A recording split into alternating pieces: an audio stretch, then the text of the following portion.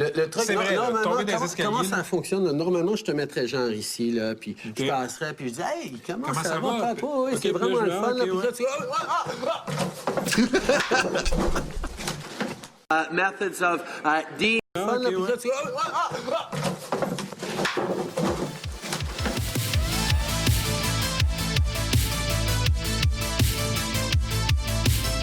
Gotta come clean.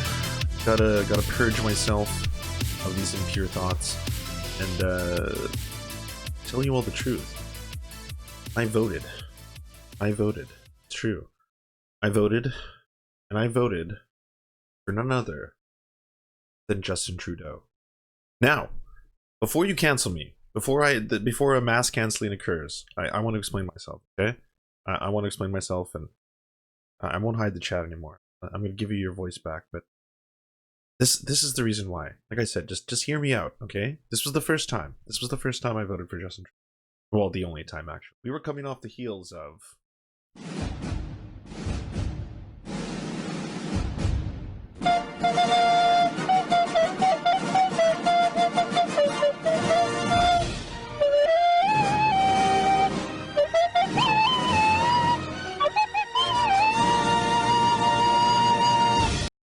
Now, I don't expect all y'all to know about Canadian politicians, especially ones that aren't blackface. It's kind of hard to remember ones that don't smoke crack or do blackface. Those are pretty much the two you probably know off the top of your head, right? The one who smoked crack and the one who does blackface. I say does because I'm sure he still does. I'm guessing it's part of the old boudoir, shall we say. But I did vote. Because at the time, this was the Prime Minister of Canada.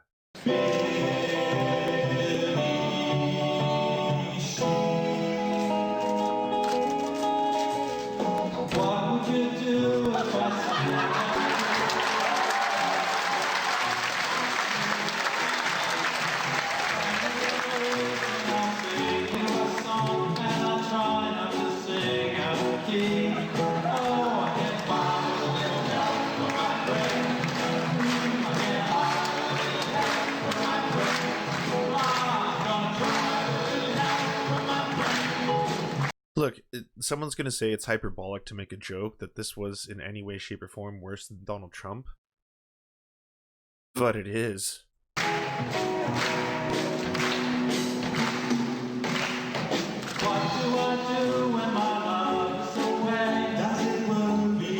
No, chat, this wasn't the only one. There was so many. There was so, like, he loves shitty covers. And this one was picked by my beautiful wife, Sweet Lorene. 1, 2, 3,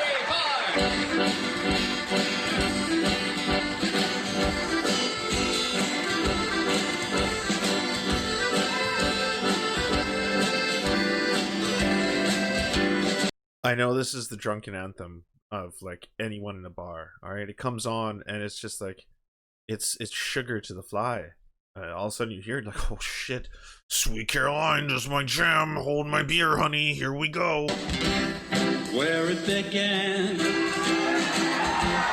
I can't begin to knowing, but then I know it's growing strong.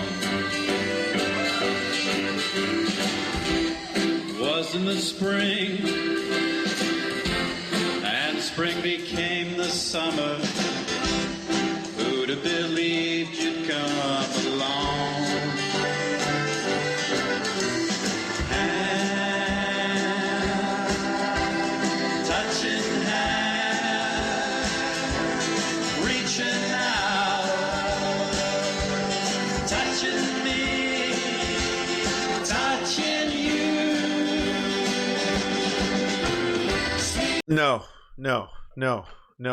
No más, no quiero más. Oh, para siempre, no quiero más. But on a more serious note, Stephen Harper was an absolute wretch. He was an absolute wretch. I could not believe, in I believe his 8 years, or maybe it was almost 9 years, I think he had 5 years as a majority prime minister in Canada, meaning he ruled with an iron tongue, or in this case, more of like, I don't know, a soft sponge, to say the very least. This man, this horrible, horrible human being, radically changed the entire country, turned the entire country into the oil economy that you know today, the one that is completely dependent on the tar sands in order to fuel its vast Canadian empire, the one that is accelerating, the one that is one of the main reasons that Canada as a country is heating up faster than anywhere else in North America, which is weird, which is strange. But I mean, that wasn't the only thing, all right? When Harper came to power, he stifled democracy in this country in a way that was so aggressive in his 5 years as a majority prime minister. Even the conservatives were kind of like, this is getting a bit much. I mean, he failed on every account. He failed on what he's supposed to be good for, which was, the economy. He made the debt swell. I believe it reached almost $150 billion, which I know sounds like nothing to Americans, but that was fucking huge for Canada at the time.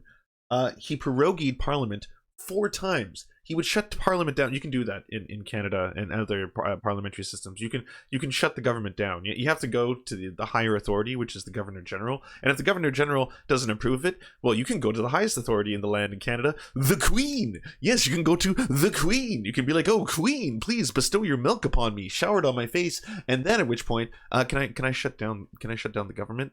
Can we turn the government off for a little while, just so we can do that? Oh, and then he was really tough on crime. Yeah, he hated crime. He was big on crime. So he passed through the Omnibus Bill. So starting in 2010, Harper tabled a bill with 883 pages that included changes to Canada Post and environmental assessments. Since then, Harper has passed 10 more omnibus bills to circumvent the debate in Parliament, often making sweeping changes to laws and regulations. Major changes to policy and law that should have been examined by MPs. He basically gave us Canada's equivalent to the Patriot Act. We now have a very similar thing to the Patriot Act in Canada, in which our secret spy police, it goes by such a Canadian name, it's called CSIS. It's not the CIA, it's not the FBI, it's CSIS.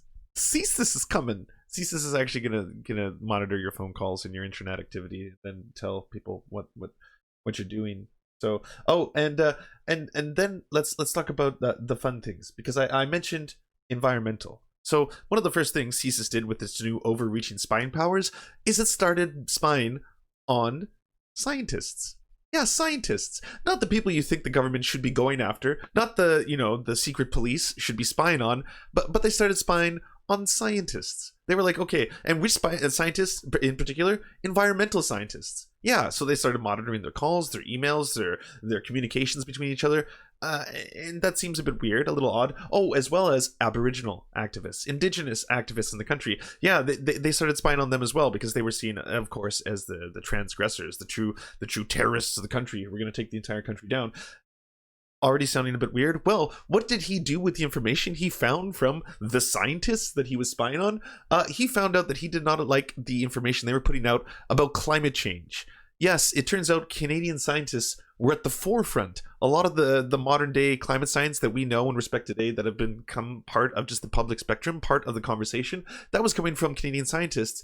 He started muzzling them. He started muzzling them in the country. They could not report upon their findings, which seems really fucked up. This is the kind of stuff you might have heard from, like, I don't know, if you heard it from like Putin's Russia today, you'd be like, well, yeah, that's par for the course. That makes sense. I understand that. But it was happening in Canada. So much so that hundreds of scientists were writing letters saying, please, for the love of God, can we publish these findings somewhere? They won't even let us publish it outside of the country. But this is stuff that is crucial. We're telling you that right now you have to stop what you're doing. All right, especially when it comes to the tar sands. Like, what you're doing there is accelerating climate change at such a rapid pace that this will end life on the planet. This will end life on the please let us do something, please. And so he silenced scientists in the country. It was all outrageous. He started auditing environmental groups, civil society groups, all right? He started spending his taxpayer money on politically funded ads promoting things like the tar sands, promoting things like that. So yes, at that time, I was so fucking afraid. Everyone in Canada was. Everyone from the center all the way to the left. We were like, we are seeing this horrifying change in the country. What can we do? What can save us? Like anything. Please, for the love of God. And at this time, by the way, there was no good viable candidate. I mean, the country had splintered so many times. There was what was the husk of the Liberal Party. There was the NDP that had lost their leader, the charismatic leader that everyone was galvanizing around at the time. And then all of a sudden, a beacon came, a glimmer of hope.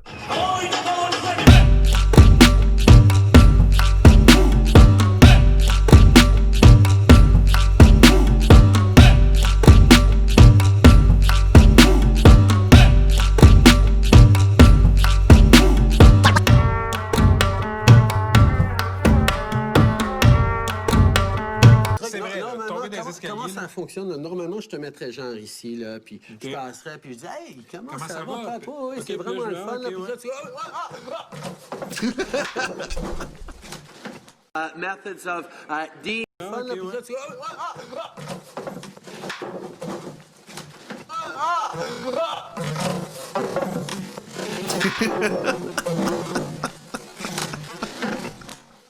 Methods. Yeah, Canadian comedy, it's you know, it's a little bit sublime. You really have to take a lot of time to understand the nuances of it, okay? I mean, you know, the British, they're known for their dry wit, okay? Canadian comedy, it's a little bit more sophisticated, okay? I know a lot of you Philistines might not quite understand it, and you know, that's fine. That's fine. But you know, give it some time, it'll grow on you. But anyways, yeah, this was the beacon of hope at the time, and yes, I voted for Justin Trudeau. I voted for the Liberal MP. It was the first time I had voted non-NDP in my lifetime, and I voted for Justin Trudeau because I wanted to get rid of Stephen Harper. And guess what happened? Okay? When he got kicked out, when Justin Trudeau won a majority, some of the first things Justin Trudeau did were amongst the best things that he's done in his tenure as a prime minister, okay? So I'm going to give credit where credit is due. Now, I'm not talking about the representation. I'm not talking about the faux wokeness that this man was supposed to have. One of the first things that he did, yes, was he made the cabinet half women. He also made his cabinet... well, I mean, he didn't specifically make that all himself. It was also the people who were voting for these diverse and multiracial MPs. But it was the most multiracial cabinet in Canadian history, as well as the most women-filled cabinet in Canadian history, which I know is just supposed to be something about performative wokeness, but at the same time, that was pretty huge. That was the first time the Canadians could actually look up at their entire, I'd say, makeup and see representation. Like, you could look up and be like, wow, I'm actually being represented by members of my community. Whether or not they had your best interest at heart, that's going to be a different story. Some of the big things he did immediately, though, and this one was huge, this one is huge, and this is the most lib I'm ever going to get, was that he unmuzzled those Canadian scientists. Yes, the thing I was just telling you about, that was one of the first things he did. He did that within the first month, and that was major. To me, that felt, and to every other, like, progressive or leftist, that felt like a huge win. We were like, oh, thank fuck they can publish their findings and talk and get rid of that. That was huge. And also, I mean, there was something that was a little less important, but still big. Smoke weed every day. There was that too. He legalized that weed, so that happened. Then we got that legal weed in the country. So these were all great things. And then of course, the truth comes out.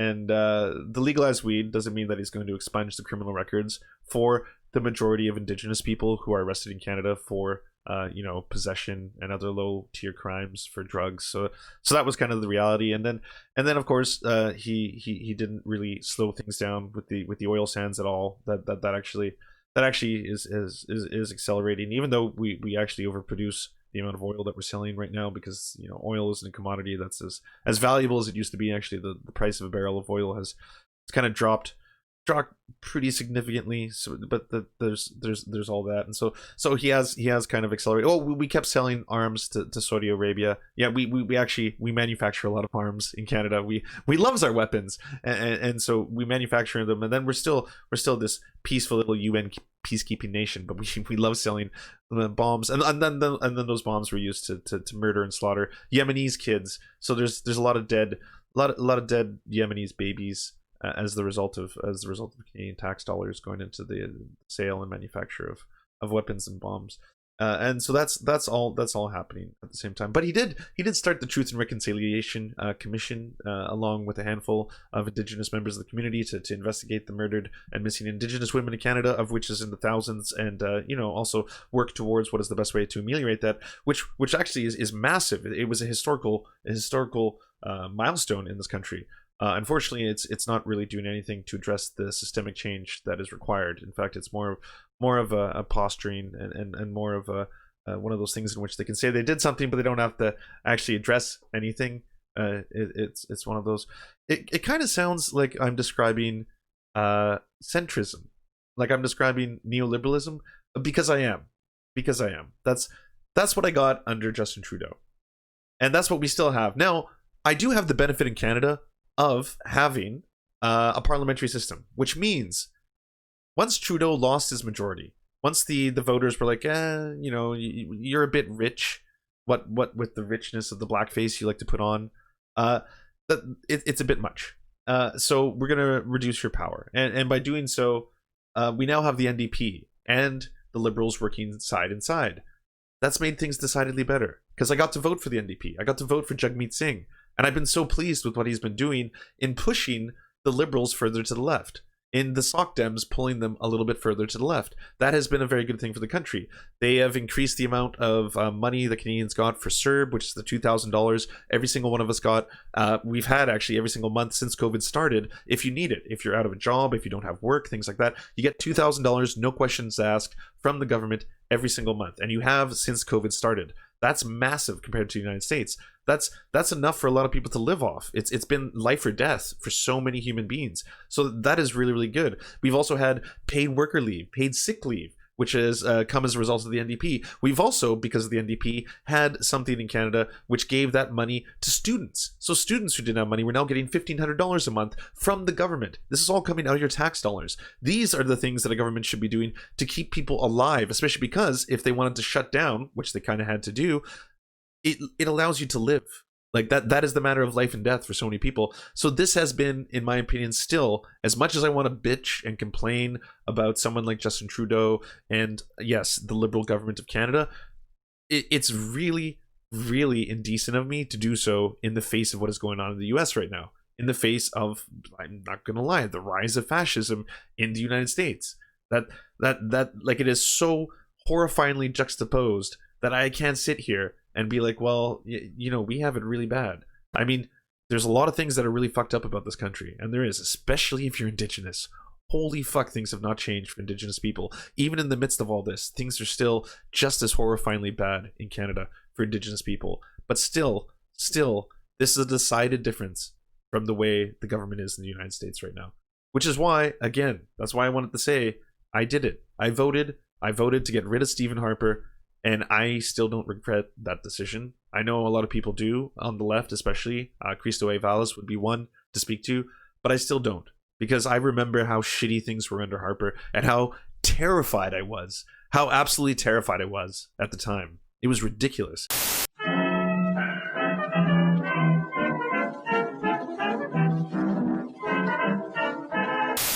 Well, howdy there, I'm Sardonic. I'm making long-form leftist analysis videos. For example, I made a video on using cost accounting to calculate wage theft, and how the personhood of the working class is constantly under threat from the professional class. I also make leftist gaming videos, most notably this video analyzing petite bourgeois behavior in EVE Online. Some general gaming stuff too. If any of that sounds interesting to you, come on over. I haven't made a lot of videos yet as I'm still at the beginning of my YouTube journey, but I'm excited to make more. Hope to see you there. Hey, we want to mutual aid you to get some eyeballs on your work. So if you have a leftist YouTube channel or Twitch stream or something you want us to advertise, just send us a 20 to 30 second ad using the forums at weareserfs.com. We'll do our best to help you out. And please submit once per channel.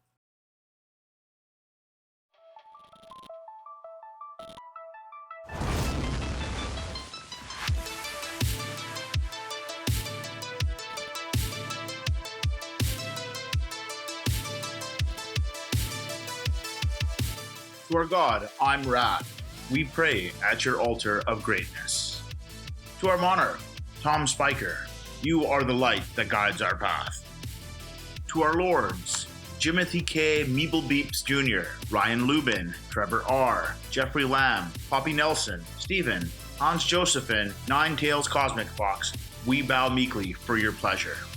To our Knights of the Round Table, J. Fraser Cartwright, Thomas Brereton, Ali Menthol, Jimmy Bignuts, Good Poon Hates Cops, That's Solid Poon Then, Violent Orchard, Sophie Baby, Political Puppy, Andreas Chiringoito, Goofus Lankius, Zach Christensen, Nicholas Marks, Joppy, Josh Mickelson, Dr. Zayas, Dylan Byth, Todd Buckingham, and Todd Lajeunesse. We salute you.